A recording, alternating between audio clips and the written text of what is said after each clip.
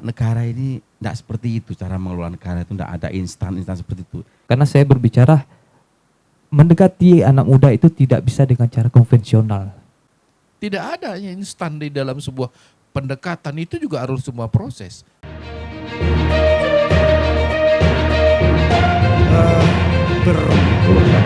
Sebenarnya kita itu punya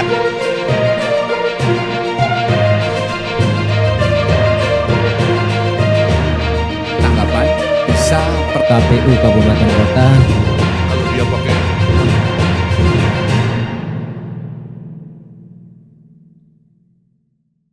menyimak apa yang disampaikan pasangan nomor 2 yang secara keterwakilan ada anak muda, Ya. tapi satu sisi juga ada orang tua. Yang satu umur 72, yang satu umur 38 ya. Nah justru 36.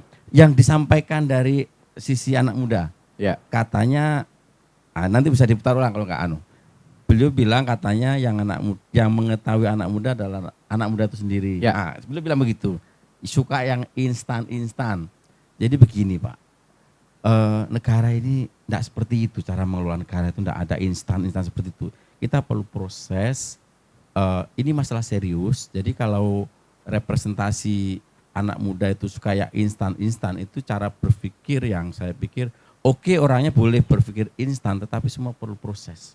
Jadi kurang bagus kalau mengeneralisir bahwa anak muda itu suka yang instan itu menurut saya pikir sebuah bernegara yang keliru, karena ini perlu proses, perlu kerja keras, masalahnya banyak, jadi harus ditangani dengan serius. Jadi tidak bisa juga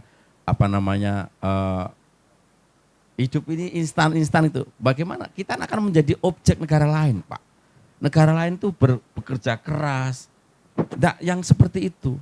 Saya justru menganggap anak muda seperti yang tidak disampaikan oleh perwakilan anak muda yang dari pasangan nomor 2, bahwa anak muda itu yang suka instan. Saya khawatir Pak, jangan-jangan yang dilihat oleh pasangan nomor 2 itu yang skop yang kecil saja.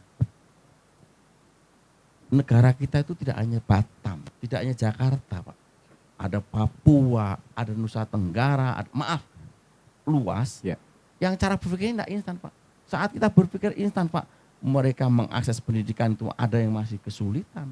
Mereka yang ingin mendapatkan pengetahuan masih juga kesulitan. Jadi saya lebih condong bahwa pro anak muda tidak yang instan. Pro anak muda adalah kita memikirkan pendidikan mereka. Jadi yang sangat tepat presiden yang memikirkan pendidikan mereka ya Pak Anies Baswedan. Ya. Bang. Dijawab dulu. Iya, saya jawab ya. Mungkin ada sedikit. Saya tadi yang bicara yang muda, Ya. yang bicara yang apa-apa. muda. Bahkan yang muda juga bicara bahwa sayang Baik, anak. ya, Loh, ada Pak, baik, ini saya yang negara Pak, menjawab. bukan Ada sayang persepsi anak. yang Pak. harus dijelaskan oleh rekan saya. Silakan. Iya. Mas Fadli. Baik, Kayaknya milih lawan kayaknya. Ya, pilih lawan. Dari tadi nahan sakit perut saya. Jadi gini, Bang. Maksud dari instan tadi yang saya sampaikan di awal adalah tadi cara pendekatan dengan anak muda. Saya tidak berbicara program, saya tidak berbicara tentang apa bernegara itu dengan instan. Saya nggak berbicara di situ karena saya berbicara mendekati anak muda itu tidak bisa dengan cara konvensional, cara orang lama senior. Lebih ke cara pendekatan. Pendekatannya yang instan, itu maksud saya. Jadi bukan tentang cara bernegara yang instan. Oke, siap. Itu aja mungkin jawaban. Klarifikasi ya. Harus clear. Bukan kepemimpinan, Mas. Baik, silakan saja. boleh Hak saya jawab dong. Hak jawab. Ya kembali lagi sih persoalan anak muda ini memang ya begitu kompleks sekali. Tetapi satu sisi saya kembali ingin menegaskan ya bahwasannya Anies Muhaimin ini kan punya cara berpikir yang lebih lebih luas lah dalam pandangan kami. Karena bagaimanapun dan apapun itu kebutuhan yang menjadi dasar dari ya khususnya anak-anak muda hari ini juga ya tidak lain ya urusan pekerjaan. Ya, urusan pekerjaan. Jangan sampai kita berteriak begini dan begono, tetapi urusan pekerjaan, pengangguran itu masih sangat banyak. Nggak usah jauh-jauh sampai ke Jakarta, di Batam saja lah misal. Ya. Di Batam ini juga tidak sedikit. Coba Nomor saja 3 nasional sekarang. Nah, coba saja ketika ada job fair misalnya, Ya. berbondong-bondong. Siapa itu? Anak muda. Kan gitu. Ya. Anak muda. Bahkan kembali lagi kalau kami di Balat Amin Kepri ini fokus bagaimana pemuda-pemuda di desa, ya, pemuda-pemuda di desa ini yang tadi disampaikan oleh Mas Purwantoro secara akses baik mungkin informasi, kemudian transportasi dan sebagainya ini masih sangat minim gitu loh. Bahkan kita turun ke desa A, sinyalnya masih lemah, ya kita turun ke desa B, transportasinya masih sulit gitu loh. Untuk menjangkau jangankan ke Batam misalnya, ke kecamatan sebelah ataupun ke ibu kotanya saja itu butuh kos yang cukup tinggi, butuh biaya yang cukup besar, butuh waktu yang cukup lama. Nah ini kan juga bagaimana kita mikirkan, jangan sampai saya lihat ya pola yang dicoba digarap oleh Amin ini menjadikan, bahkan kami ini Balat Amin ini juga mengambil namanya juga tidak sekedar ngambil nama. Ini hasil istikharah para kiai juga, ya. Bisikan langit juga ya. Nah, bisikan langit juga, ya. Dalam surat At-Tin misalnya, ya. Baladil Amin, gitu ya. Nah, ini juga bagian dari untuk menjadikan desa itu menjadi sebuah negara, menjadi sebuah wilayah, sebuah daerah, sebuah desa yang ya sejahtera lah, yang aman dan sejahtera seperti itu. Apakah yakin Amin bisa mewujudkan atau menyelesaikan persoalan lapangan pekerjaan? Hari ini saya sebenarnya pakai baju ini 2 nih Mas. Ya. Ya, satu ini Gus Muhaimin. Saya ini di barisan Gus Muhaimin yang getol sebetulnya memperhatikan masyarakat desa. Bagaimana Gus Muhaimin ini memperjuangkan masyarakat desa, anak-anak muda di desa, petani dan sebagainya. Ini konsentrasi penuh beliau di sana. Maka ketika kita lihat dengan bergabungnya dengan Anies, Pak Anies misalnya, ini kan cukup luar biasa nih. Pak Anies ini sangat terkenal lah di wilayah-wilayah yang perkotaan dan sebagainya. Sedangkan Gus Muhaimin fokusnya di desa-desa. Nah, jadi kami sangat yakin ya dengan segala ikhtiar yang sudah dibuat, kemudian visi misi yang juga disiapkan, ini akan memberikan efek yang luar biasa terhadap pembangunan yang ada di desa, khususnya bagi generasi muda.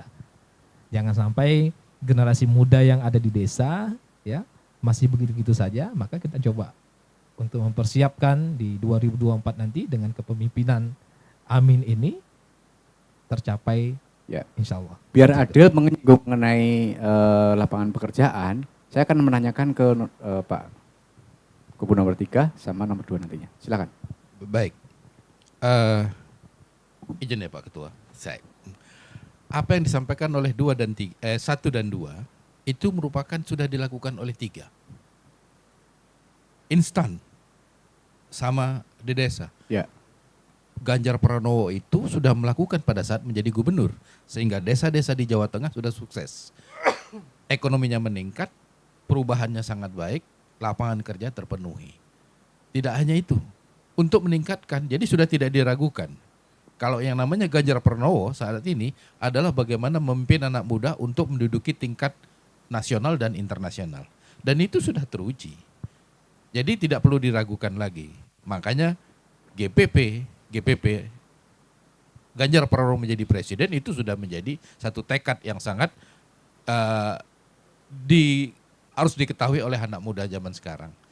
Kemudian tidak bisa hanya melakukan anak muda menjadi instan, karena perlu adanya sebuah proses bagaimana untuk mendapatkan hasil yang lebih baik. Kenapa harus proses? Pada saat sebuah produksi itu yang paling indah adalah prosesnya.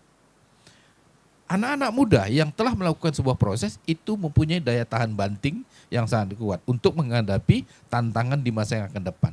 Proses yang sangat baik itu akan menghasilkan produk yang sangat baik. Tidak ada yang instan di dalam sebuah pendekatan, itu juga harus semua proses. Ganjar Pranowo pada saat menjawab sebuah pertanyaan pada anak muda, dia merepresentasikan anak muda yang sudah sukses. Dan ini perlu dilanjutkan untuk dikembangkan untuk bagaimana Indonesia lebih maju. Jadi apa yang dikatakan anak muda untuk sebuah proses yang itu sangat luar biasa. Kita tidak diragukan lagi. Kalau namanya Ganjar Pranowo yang sudah memimpin 2 periode menjadi gubernur dan menempatkan untuk yang berikutnya menjadi presiden, itu sudah nomor wahid. Nomor yang memang harus dikondisikan untuk menjadi orang nomor 1. Iya. Ya. Tapi orang nomor 1 bukannya nomor 1 Amin. Bukan. Pak izin, izin saya potong ya. Nomor Izin. 1 Silakan. Jawa Tengah itu kalau nggak salah jadi apa itu provinsi yang termiskin, ini coba diklarifikasi. Saya rasa itu Coba. bukan. Itu hanya sebagian yang memang tidak mau ditata karena sekelompok orangnya yang memang sulit diatur. Tapi itu sudah diusahakan. Bahwa Jawa Tengah merupakan salah satu daerah yang merupakan daerah Jawa yang paling sukses adalah saat ini. Coba diperhatikan aja. Baik dari KIK, kawasan industri Kendal, itu meningkat sangat pesat sekali. Boleh dikatakan. Dan dia tinggal mengembangkan, saya rasa Ganjar Pranowo adalah cocok untuk melanjutkan pemerintahan. Pemerintahan siapa? Yang sudah dibangun oleh Pak Jokowi. Kita tidak salah. Jokowi hebat, iya. Memajukan Indonesia, iya. Tapi dia harus memberikan estafet ini kepada orang-orang yang bisa. Dan hanya Ganjar Pranowo dan Mahfud MD yang bisa untuk melanjutkan pemerintahan. Iya, baik. Silakan. Silakan, Pak. Dari siapa nih ya?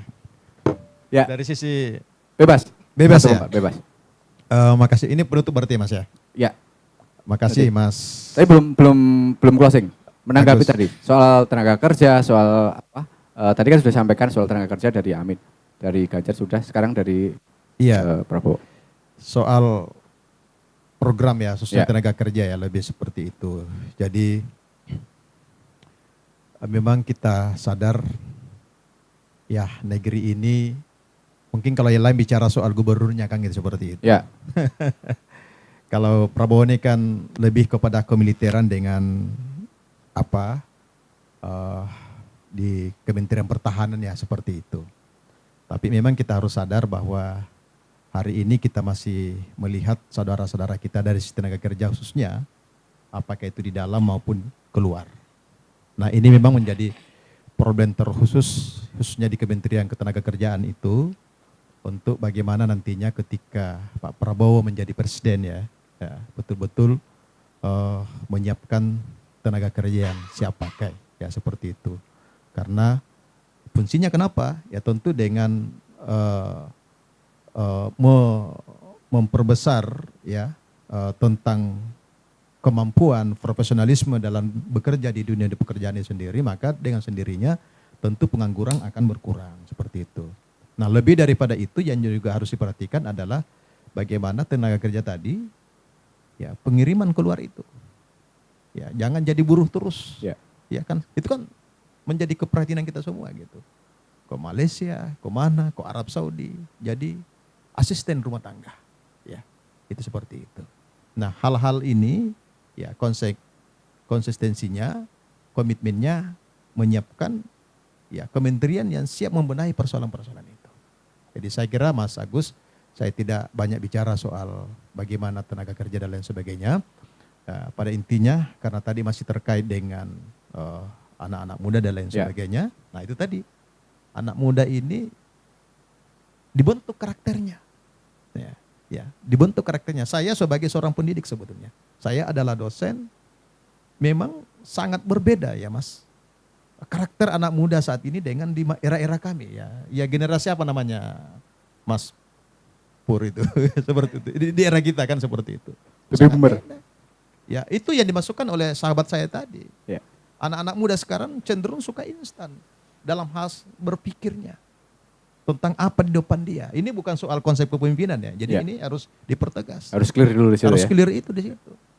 Nah, karakter, makanya pendidikannya adalah karakter pendidik Pancasila seperti itu. Nah ini yang harus dibangun jangan sampai generasi kita ke depan itu kehilangan karakternya sendiri, budayanya sendiri, negeri yang sangat kita cintai ini. Nah itu yang dipersiapkan dari hari ini. Kami bagian daripada pendidik berkecimpung di dunia kampus, ya tentu memahami, ya khususnya ya, tentang bagaimana karakter anak muda generasi kita saat ini, yang kemudian katanya kita menuju 2045 negeri tahun emas. Ya. Nah itu, nah tentunya dipersiapkan dari generasi-generasi yang punya karakter, yang siap bertarung, yang mampu menghadapi tantangan-tantangan global itu sendiri. Dan Gibran di situ. Nah, insya Allah Gibran nanti ada di situ. Ya, Insya itu mau ngomong gitu harus dipancing dulu Iya. sebenarnya.